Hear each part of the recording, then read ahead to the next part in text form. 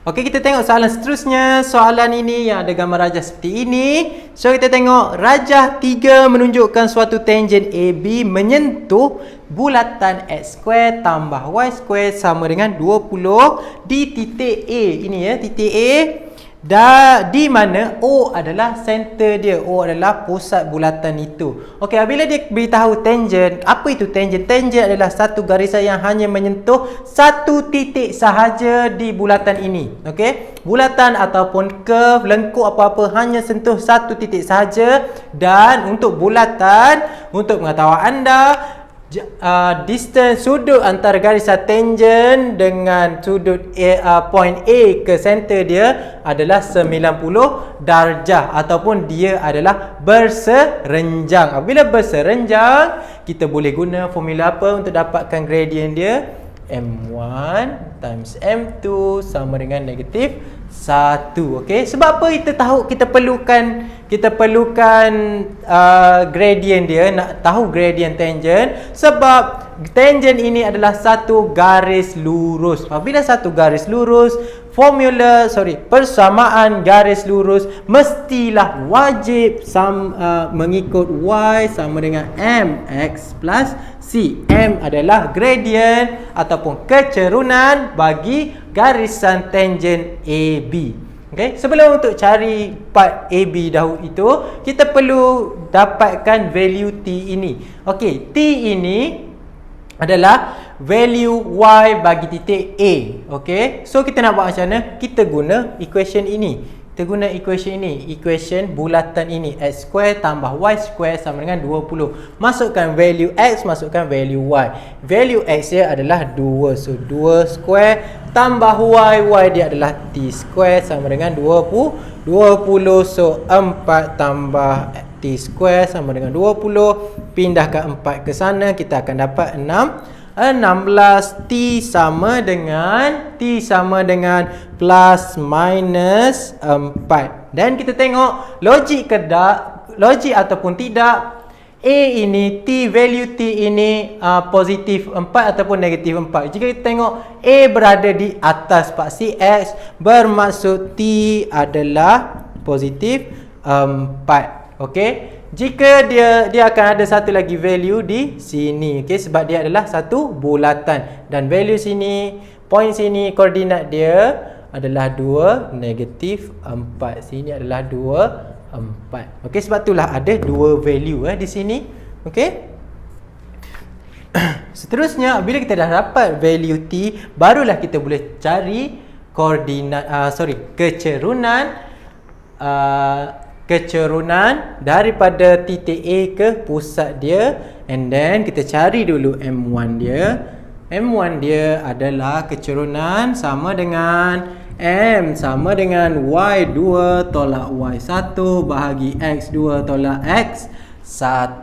Okey, Y2 adalah 4, Y1 adalah kosong. Dan X2 adalah 2, X1 adalah kosong. So kita akan dapat 2 untuk M1.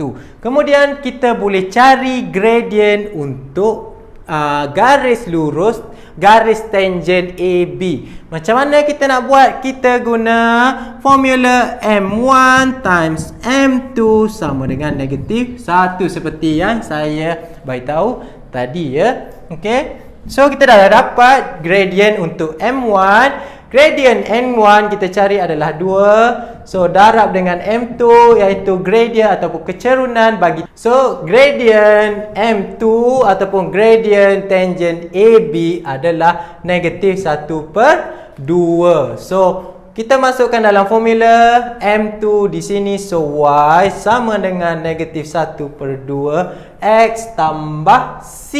And then kita nak tahu value C ni macam mana. Masukkan point yang lalu tangent AB. So point yang kita tahu yang melalui tangent AB yang berada dalam garisan AB adalah point A, iaitu 2, 4. So masukkan value X dengan Y A ke dalam equation ini. So kita akan dapat apa? 4 sama dengan negatif 1/2 X 2 tambah C. So 4 ini kita akan dapat negatif 1 tambah C. Pindahkan negatif 1 ke sana, kita akan dapat 5 sama dengan C. So, equation dia adalah Y sama dengan negatif 1 per 2X tambah 5. Ini adalah dia punya equation of tangent AB. Dan Y ini adalah pintasan 5 itu adalah pintasan Y, maknanya 5 adalah berada di sini. Logik ya, sebab A adalah 4 dan pintasan dia adalah lagi tinggi daripada 4, iaitu 5. Okey, seterusnya kita tengok soalan B. Dia cakap apa? Cari persamaan lokus bagi suatu zarah Z yang bergerak supaya dia berjarak sama dari titik A dan garis X sama dengan negatif 4. Sama dengan, so dia apa? Jarak dia sama dari titik A dan jarak dia dengan garis X sama dengan negatif 4. So garis X negatif 4 ni kat mana? So kena pasti dulu kat mana X negatif 4 adalah berada di sini, iaitu di tempat X sama dengan negatif 4. Ini adalah garisan X sama dengan negatif 4. Okay, so dia cakap apa? Bergerak supaya dia berjarak sama daripada titik A dan titik B. Okay, so kita nak buat macam mana? Katakanlah titik point yang bergerak di garis X sama dengan negatif 4 ini adalah point C. Jadi jarak ZC adalah sama dengan ZA. Okay, ZC sama dengan ZA dan C koordinat dia adalah negatif 4 Y. Sebab apa? Y dia boleh berada di mana-mana. Okay, so kita nak buat macam mana? Ini kita perlu guna formula distance ataupun jarak dalam dalam geometri ya, dalam formula yang diberi. Okay, ia berada di nombor 1, iaitu square root x1 tolak x2 square tambah y1 tambah y2 square. Okay, jadi kita gunakan formula itu.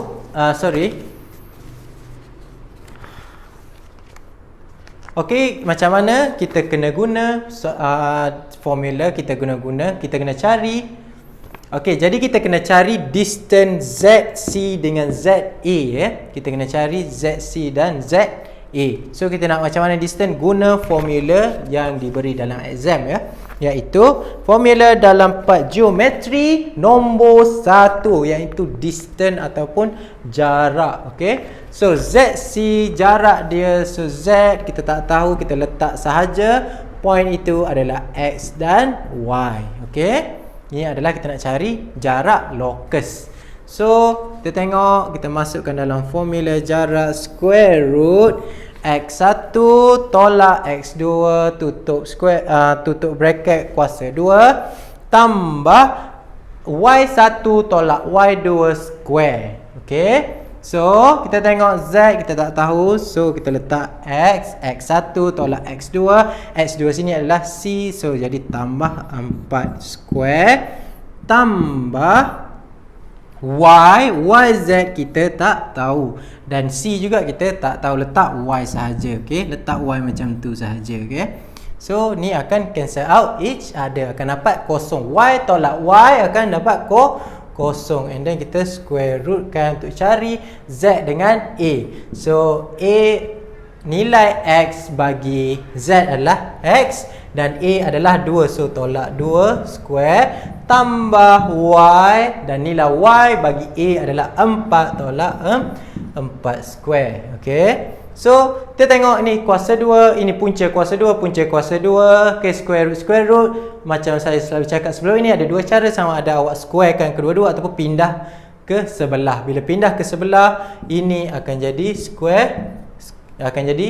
kuasa 2. Kuasa 2 dengan punca kuasa 2 akan mati ya, dan ini pun akan mati, hilang sebab saya pindahkan ke sana. So hilang punca kuasa. So kita boleh buat dengan mudah. So first step macam biasa, buka semua bracket ini. So X kita buka bracket ini X tambah 4 kuasa 2, kita akan dapat apa? X kuasa 2 tambah 8X tambah 16. So Y tolak Y dapat kosong. Kosong kuasa 2 kosong. Okey. Sama dengan X kuasa 2 buka bracket ini dapat X kuasa 2 tolak 4X tambah 4. Okey, kita dah settle yang ni, tambah dengan Y square. Y tolak 4 square tambah akan dapat apa? Y square tolak 8Y tambah 16. Okey. So kita pindahkan semua ke sana, kita akan dapat apa? So pertama sekali jika anda tengok, okey, benda yang sama X square akan potong potong terus okey. Potong terus. So kita akan pindahkan Y kuasa 2, so negatif Y. Okey, potong terus, dah pindah terus potong okey. So kita tengok and then kita pindah X. So X 8X kat sana ada 8X, terpindah negatif 4X, terpindah ke sana jadi 8X tambah 4, kita akan dapat 12X. Okey, 12X. So dah potong, dah pindah, terus potong. Okey, terus potong. Jangan tunggu lagi. So and then kita pindahkan negatif 8Y, pindah negatif 8Y ke sana, kita akan dapat apa? Positif 8Y. Potong terus.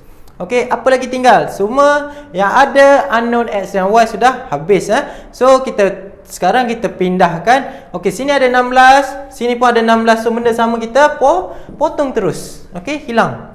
So tinggal apa lagi? Tinggal 4. 4 pindah sana, kita akan dapat negatif 4 sama dengan kosong. Jika kita tengok tak cantik negatif Y kepala dia negatif. So terbalikkan, pindah semua ke sana. Tak payah susah.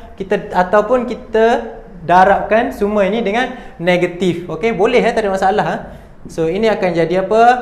Y kuasa 2 jadi positif, ini jadi negatif, ini jadi negatif, ini jadi positif sama dengan kosong. Ini adalah equation locus yang jarak dia yang dia bergerak sama antara garis X sama dengan 4 dengan A. Okey, ZC dengan ZA adalah sama. Okey, kita namakan satu point lagi C. C ini berada di garis X sama dengan negatif 4. Okey, kenapa saya letak Y di sini? Saya ulang balik sebab dia boleh berada di mana-mana asal, dan dia Y ini bergantung juga pada koordinat untuk Z. Jika Y dia di sini, dia akan sama. Okey, katakanlah sini adalah Z. Okey, koordinat yang kita cari itu point dia di sini, ini adalah equation, ini adalah garis kepada equation yang kita cari itu. Distance dia daripada point yang terletak pada garis X sama dengan negatif 4 akan sama dengan point A di sini. Okey, itu sahaja untuk soalan ini.